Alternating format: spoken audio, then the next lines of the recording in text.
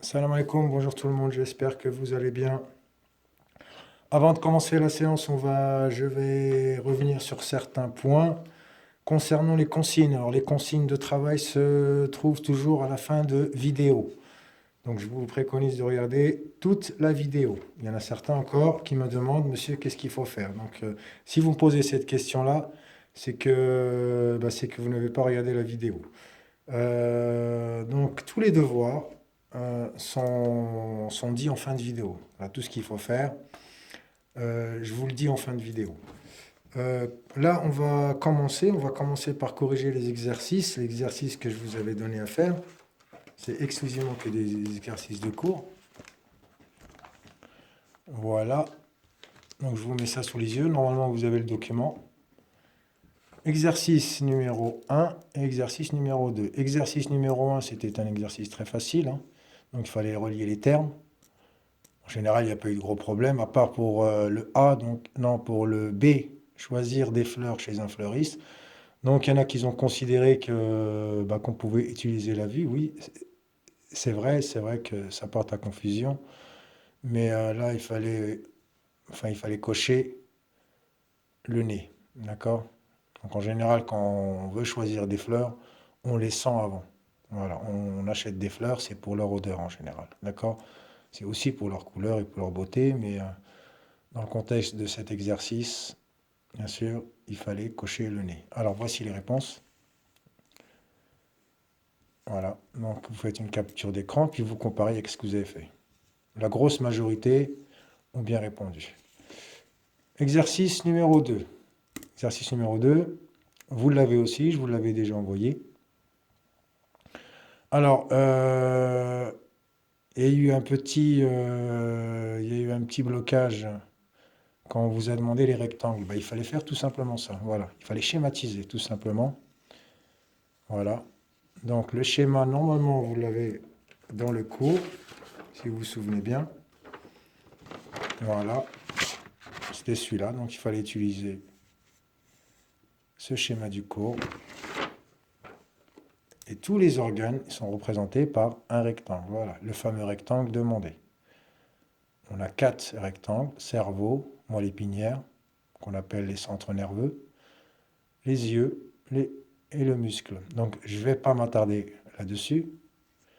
Et là, le sens des messages. Message nerveux sensitif, message nerveux moteur.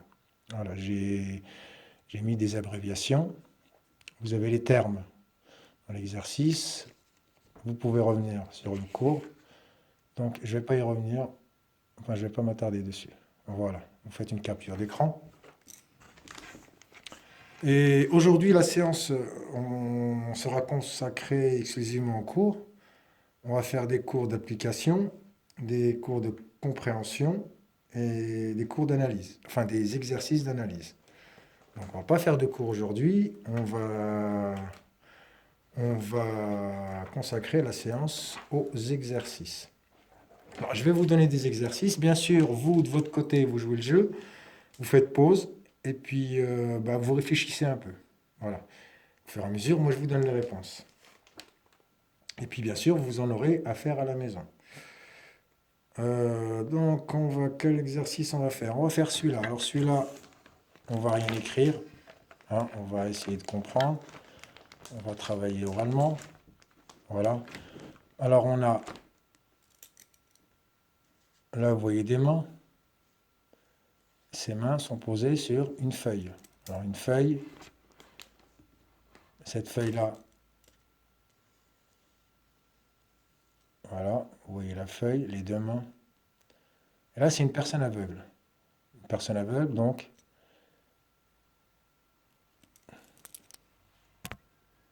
pardon, il y a mon téléphone qui a sonné en même temps. Voilà, c'est une personne aveugle qui est en train de lire, mais pas lire avec les yeux, vu qu'elle est aveugle. Donc, elle utilise ses doigts. Et qu'est-ce qu'elle lit? Elle a des caractères en relief, c'est-à-dire des petits points. Alors, vous voyez ça souvent dans les paquets de médicaments, quand vous regardez bien, il y a des petits points en relief. Voilà, vous touchez avec les doigts, et c'est une sensation, c'est des petites bosses, enfin, voilà, vous prenez n'importe quel paquet de médicaments, Et le nom est écrit en braille, c'est ce qu'on appelle l'alphabet braille. Vous faites des recherches, vous allez voir comment c'est composé, comment c'est fait. Et elle utilise ses doigts pour lire le texte en braille. Donc elle ne va pas utiliser la vue, elle va utiliser le toucher. Quelles sont les questions? Indiquer l'organe récepteur impliqué dans la lecture chez un voyant. Alors, ça c'est la question numéro A. Indiquer l'organe récepteur impliqué dans la lecture chez un voyant. Alors, vous faites pause et vous réfléchissez un peu. Chez un voyant, la lecture, bien sûr, se fait grâce aux yeux. C'est les yeux qui voient le texte. D'accord? L'organe récepteur sont les yeux. Tout simplement.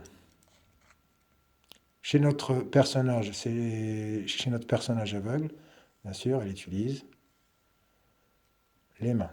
Mais on va essayer de voir comment. Expliquer, d'après la photographie, comment un non-voyant peut décrypter un texte, préciser quel organe récepteur est impliqué. Vous faites pause et vous réfléchissez un peu. Le non-voyant utilise bien sûr la sensation du toucher. Il utilise ses doigts. Plus précisément, sa peau. C'est la peau, bien sûr, qui transmet le message. D'accord? C'est la peau qui est innervée. C'est elle qui est en contact avec les nerfs. Ces nerfs-là sont reliés au cerveau. Et c'est le cerveau qui analyse, bien sûr, le message. Donc, cette personne-là utilise le sens du toucher, l'organe récepteur et, bien sûr, la peau. Voilà pour cet exercice-là. J'espère qu'il n'a pas été difficile. Puis, si vous y voyez quelque chose, si vous ne comprenez pas quelque chose, bien sûr, vous me contactez par WhatsApp et puis on essaie d'éclaircir tout ça. Alors, on va faire un exercice, on va passer à un exercice un peu plus rude, d'accord, un peu plus difficile.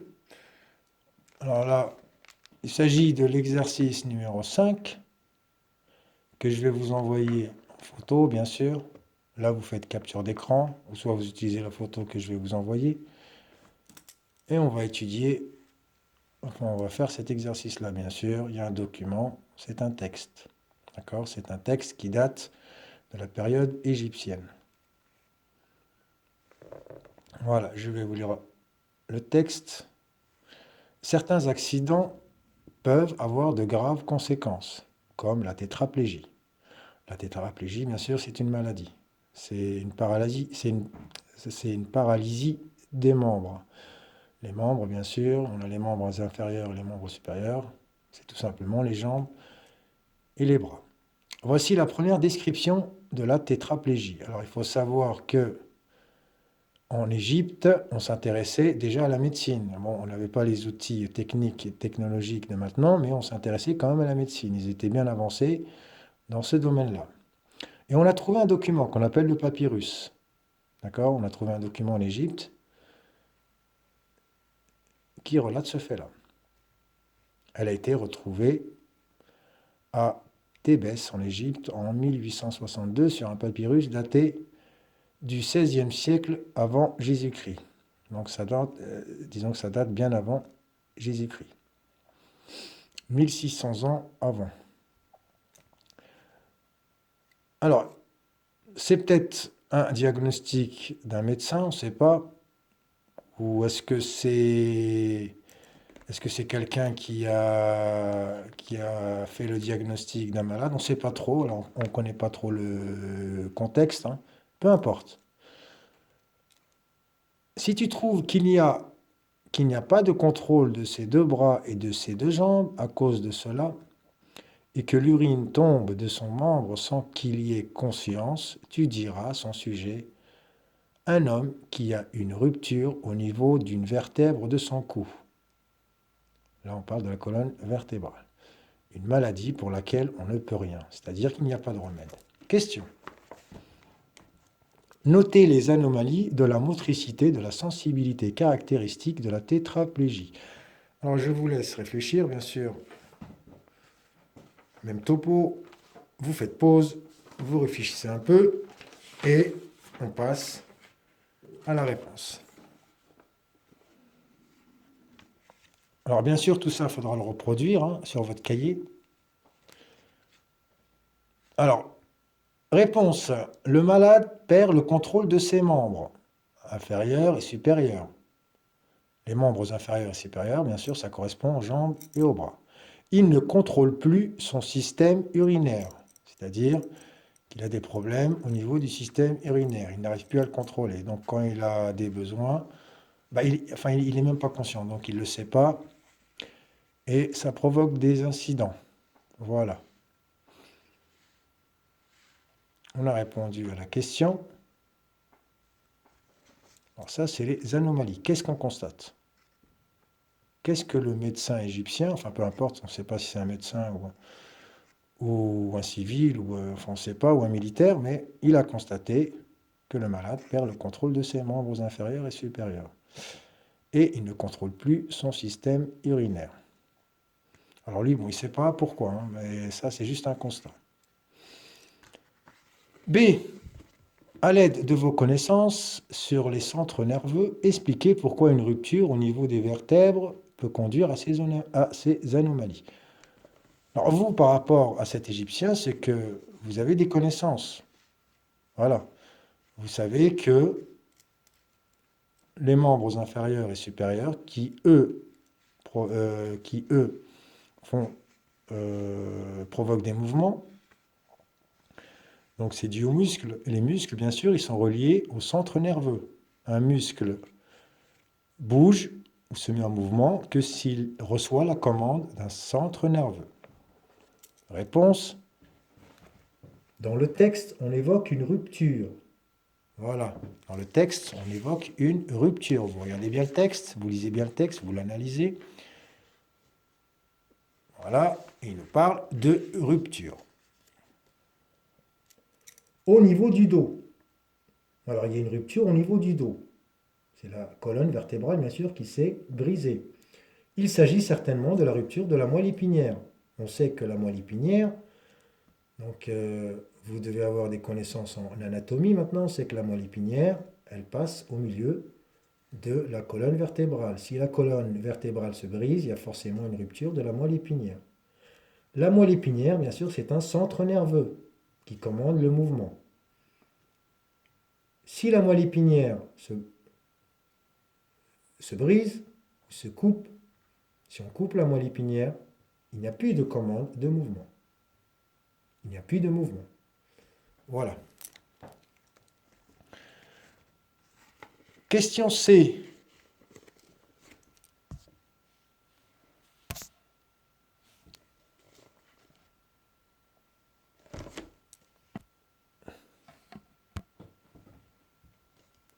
Voilà, de retour. Alors, excusez-moi, j'ai eu un petit problème de batterie. Je suis parti charger mon portable. On s'est arrêté à la question. Pardon. On s'est arrêté à la question C. Rappelez le trajet des messages nerveux dans la commande motrice. Alors là, on revient à notre schéma du cours. Sûr, nous, on va le simplifier. On ne va pas faire de rectangle. Voilà, moelle épinière. Envoie le message par le nerf moteur. Le message passe par le nerf moteur pour aller au muscle. La moelle épinière envoie la commande motrice au muscle en passant par le nerf. Le muscle, bien sûr, c'est ce qui actionne le pied et le bras, les membres supérieurs et les membres inférieurs. Alors, pour la prochaine fois, je vais vous demander des exercices, donc il n'y aura pas de cours à recopier. Par contre, il y aura des exercices. Il y aura 2 exercices à faire. Alors, je vais vous envoyer, bien sûr, la photo par WhatsApp. Alors, vous aurez l'exercice. Vous aurez 7 exercices à faire. Interpréter une expérience. Voilà, je vous le donne déjà en capture d'écran. Ici, vous faites une capture d'écran. Voilà. Si vous voulez travailler maintenant. Sinon, vous attendez un peu, je vais vous envoyer la photo. Voilà. Et l'exercice. Alors, le deuxième exercice, c'est celui-là. Voilà, je vais vous envoyer cet exercice également par WhatsApp. Voilà. Alors, vous avez deux exercices à faire, le 1 et le 2. Voilà. Tout ça, c'est envoyé sur WhatsApp, comme d'habitude. Donc, je n'ai pas à répéter sur WhatsApp comment il faut faire, qu'est-ce qu'il faut faire. Vous aurez le cours. Alors, on fera la suite du cours à la séance prochaine. Pour l'instant, je veux que vous assimiliez tous ces termes-là. Hein. Vous compreniez un peu on va dire, le principe du système nerveux. Vous avez ces exercices-là justement pour comprendre, pour approfondir vos connaissances. Surtout, vous prenez le temps. Prenez le temps, c'est des expériences, c'est des exercices d'analyse, comme vous voyez là. Donc, vous avez besoin. Alors, normalement, il faut connaître le cours. Hein. Vous avez le droit de revenir sur le cours pour traiter les exercices. Et puis, moi, je vous demande le travail qu'il faudra m'envoyer sur WhatsApp.